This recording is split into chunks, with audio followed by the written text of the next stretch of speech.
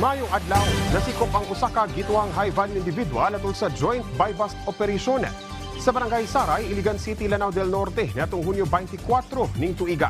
Ang dinakpan gilang si alias Ro, 45 anyos, residente sa Barangay Saray. Sumala sa mga otoridad, ikatulong higayon na kini nga nadakpan tungod sa kalambigitan niini sa iligal nga droga. Dito ang nagapamaligya kini og iligal nga droga isip panginabuhi og nagapang-apod-apod sab kini og shabu sa Iligan City ug sa Misamis Oriental. Nakumpiska gikan kaniya ang kapin 100 grams sa gidudahang shabu nga giban-abanang mo kantidad og kapin 680,000 pesos. Magatubang kini sa kasong paglapas sa Republic Act No. 9165 kon Comprehensive Dangerous Drugs Act of 2002. Kapin 200,000 pesos nga kantidad sa gituang illegal nga mga mineral ores ang nakumpiska sa mga otoridad sa gipahigayong anti-illegal mining operation sa Opol, Misamis Oriental niadtong Hunyo 24 ning tuiga.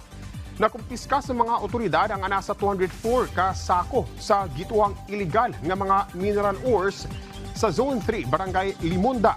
Atol sa monitoring o validation sa mga otoridad, ilang nadiskubre ang usa ka gituhang mineral processing area. Sa gimong inspeksyon, nasakpan ang dagang sinako ng mga mineral ores nga gi-abandona na. Gidala na ang tanang nakumpiskang mineral ores sa Misamis Oriental Provincial Capital alang sa saktong disposisyon. Huwag mo ka to ang mga nugunang balita din sa PTV Davao. Ako si Jay Lagang para sa Bayan.